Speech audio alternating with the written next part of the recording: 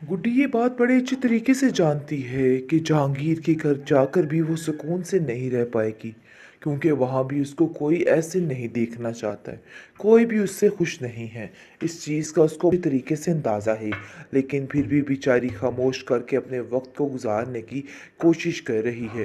लेकिन जी आप देखेंगे कि बहुत ज़्यादा परेशान है वो अंदर से कि आखिर वो जाए तो कहाँ जाए, कौन सा उसका ठिकाना है, उसको कुछ समझ नहीं आ रही है। चंद घड़ी वो फातिमा के घर रहकर अपने आप को बहुत सेफ महसूस कर रही है, लेकिन वो अफसोस इस बात का कर रही है कि जाना तो उसको वापस ही है। इसलिए वो सोचती है कि वो कहाँ जाएगी, उसको कुछ समझ नहीं आ रही है। लेकिन इस परेशानी के आलम में वो कहती है कि मुझे सोनी आपी भी बिल्कुल पसंद नहीं करती हमज़ा, ये बात तो तुम बड़े अच्छे तरीके से जानते हो। अगर मैं कैसे उधर आ जाऊँ, ये बिल्कुल भी मुनासिब नहीं है। जिस पर आप देखेंगे कि फ़ातिमा उसको समझाती है कि बेटा तुम्हें कहीं जाने की ज़रूरत नहीं, मेरे बस में हो तो मैं तुम्हें हमेशा के लिए इधर ही रखूँ, कहीं भी जाने ना दूँ। जिसको सुनकर वो कहती है हाँ आंटी आपकी बात तो बिल्कुल ठीक है, लेकिन शाज़ी आंटी मुझे कभी भी यहाँ पे नहीं रहने देगी। मैं बड़े अच्छे तरीके से जानती हूँ कि वो बिल्कुल भी ये चीज़ें पसंद नहीं करेंगी। वो कुछ ना कुछ नया हंगामा खड़ा कर देंगी जिसकी वजह से मसला बढ़ सकता है। जिस पर वो कहती है हाँ तुम्हारी चची का ही मसला है, क्योंकि वो कभी भी तुम्हारा इधर रहना पसंद नहीं करेंगी और कोई ना कोई ऐसा तमाशा क्रिएट करती रहेंगी जिसकी वजह से मसले इस पे मसले बढ़ते रहेंगे। जी आप देखेंगे कि बहुत ज़्यादा अब उदास हो चुकी है गुड्डी, क्योंकि वो भी तंग आ चुकी है, कभी इधर तो कभी उधर। लेकिन जहाँ जाती है बेचारी वहाँ पर जिल्लत का सामना ही इसको करना पड़ता है। ये चीज़ उसके लिए बहुत ज़्यादा नाकाबिले बर्दाश्त होती जा रही है और उसकी समझ से बाहर होती जा रही है कि आखिर उसके साथ ये सब कुछ क्यों हो रहा है, क्यों ये सब कुछ उसके साथ किया जा रहा है। बहुत परेशान है बेचारी और खामोशी से सारे मंजर देखती जा रही है, लेकिन फिर भी खुशी के आलम में झूमती रहती है जब फातिमा से मिलती है, क्योंकि वो उसको बहुत ज़्यादा प्यार करती है और उसको उसके साथ बहुत ज़्यादा लगाव है। लेकिन आप देखेंगे कि औरंगज़ेब जो है उधर भी किसी गहरी मुश्किल में फंसने वाला है और उसको समझ आने वाली है कि आखिर जो कुछ उसने किया था आज सारा किया धरा उसके सामने आ जाएगा।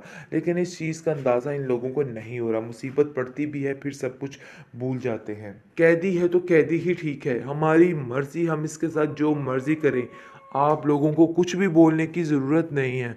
जिस पर आप देखेंगे कि वो लोग वहाँ से बेचारे परेशान होकर चले जाते हैं, क्योंकि शाज़िया साफ साफ जवाब दे देती है कि ये आपके साथ नहीं जाने वाली है। इसलिए आप देखेंगे कि दूसरी तरफ हमज़ा जो है वो बहुत रोता है आके और कहता है कि आप नहीं समझ रही हैं कि उन लोगों ने तो सिर्फ़ और सिर्फ़ उसको एक कैदी बना के रखा हुआ है और उन लोगों का कोई भी मकसद नहीं है। वो चाहते हैं कि बस वो उनके घर के काम कर दे और सारा मामला जो है वो ठीक रहे। औरंगज़ेब कहता है कि मुझे समझ नहीं आ रही है कि आखिर ये मान कैसे गया। कल तक तो ये इस बात के खिलाफ था और आज इसको ऐसा लग रहा है कि जैसे इसको साथ लेके जाना ही इशरत की सेहत का राज है। आखिर कैसे हो गया? उनका भी दाल में कुछ काला लग रहा है, क्योंकि जहांगीर भी किसी मकसद मकसद के बगैर कुछ ऐसा नहीं करता है, क्योंकि वो भी जानता है कि इसके पास अच्छी खासी दौलत है और इस दौलत को पाने के लिए वो कुछ भी कर सकता है। इसलिए वो भी ये चाल चल रहा है, लेकिन मैं ऐसा नहीं होने दूंगा। ये बात तो तय है कि गुड्डी वहाँ पे कभी भी नहीं जाएगी, क्योंकि अगर गुड्डी वहाँ पे चलेगी तो मामला ख़राब हो जाएगा। तुमने बहुत अक्लमंदी की शाज़िया जो गुड्डी को वहाँ पे नहीं भेजा, वरना आज काफ़ी हद तक मसला ख़राब हो सकता था। तुम्हारी वजह से आज मैं बच गया।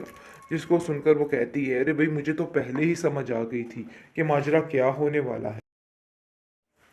इशरत बड़े मान और बड़े चाव के साथ अपनी भांजी को लेने के लिए उसके घर जा पहुंचती है। बहुत खुश होती है कि वो अपनी भांजी को लेके वापस आ जाएगी और सब कुछ ठीक हो जाएगा। उधर जाकर उससे माफ़ी मांगती है और कहती है क्या तुम मुझे गुड्डी माफ़ कर सकती हो? जो कुछ हुआ सो हुआ, लेकिन यकीन मानो मैं तुमसे बहुत प्यार करती हूँ। जिस पर गुड्डी भी रोकर अपनी खाला के गले लग जाती है और कहती है कि आपको ये बात यकीन दिलाने की ज़रूरत नहीं है।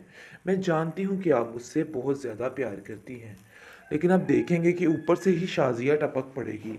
शाज़िया कहेगी कि आखिर ये सारा क्या माजरा हो रहा है। देखो ये बात तो तय है और साफ है कि ये गुड्डी जो है इसका आप लोगों पर अब कोई हक नहीं है और आप लोग इसका हक नहीं रखते। आप लोगों ने ही इसको जाने के लिए कहा था, तो अब आप लोग कैसे इसको ये की जा सकती है, जिस पर जहांगीर आप देखेंगे कि उसको कहता है कि देखो इसकी तबीयत ख़राब रहती है इशरत की, जिसकी वजह से हम यहाँ पर आए हैं और हम चाहते हैं कि जितनी जल्दी हो सके तुम गुड्डी को हमारे हवाले कर दो ताकि इशरत की तबीयत भी ठीक हो सके। जिस पर साफ साफ शाजिया कह देती है कि आप लोगों का दिमाग ख़राब हो चुका है, कैसे सोच सकते हैं आप कि मैं आपके साथ इसको भेज दूंगी। अरे भाई ऐसा नहीं हो सकता, ये बात अपने जहन से निकाल दीजिए। अगर आप लोग ऐसा सोच रहे हैं ना तो फिर देखिएगा। जिस पर वो साफ साफ गुस्से में आग बगोला हो जाती है और छुरी निकाल लेती है और कहती है कि खबरदार गुड्डी को यहाँ से कोई लेके गया, अगर आप लोगों ने गुड्डी को यहाँ से कभी लेके गए तो मेरा मरा हुआ मुंह देखेंगे। जिस पर आप देखेंगे कि गुड्डी भी परेशान हो जाती है और हालांकि साथ से पीछे हो जाती है क्योंकि वो जानती है कि माजरा ख़राब हो जाएगा। अपनी खाला से कहती है कि आप यहाँ से चले जाएं, मैं आपकी इस तरह से जलालत बर्दाश्त नहीं कर सकती हूँ। जिसको सुनकर वो कहती है कि गुड्डी मुझे तो समझ नहीं आ रही मैं क्या करूँ, क्योंकि शाजिया बार बार एक ही बात कर रही है और कहती है कि आप लोग सिर्फ़ और सिर्फ लालच की वजह से यहाँ पे आए हैं, इसके अलावा आप लोगों का कोई मकसद नहीं है।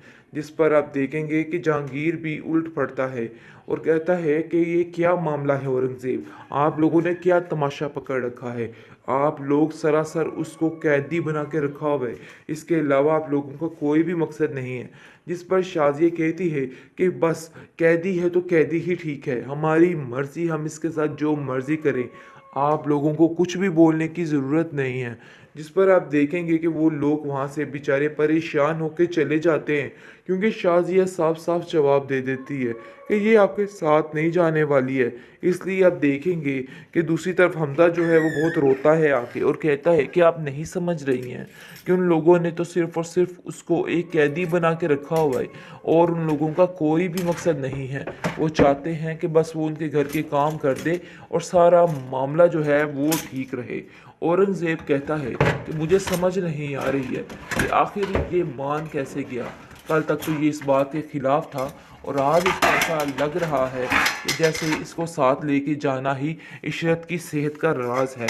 आखिर कैसे हो गया, उनका भी दाल में कुछ काला लग रहा है क्योंकि जहांगीर भी किसी मकसद के बगैर कुछ ऐसा नहीं करता है, क्योंकि वो भी जानता है कि इसके पास अच्छी खासी दौलत है और इस दौलत को पाने के लिए वो कुछ भी कर सकता है।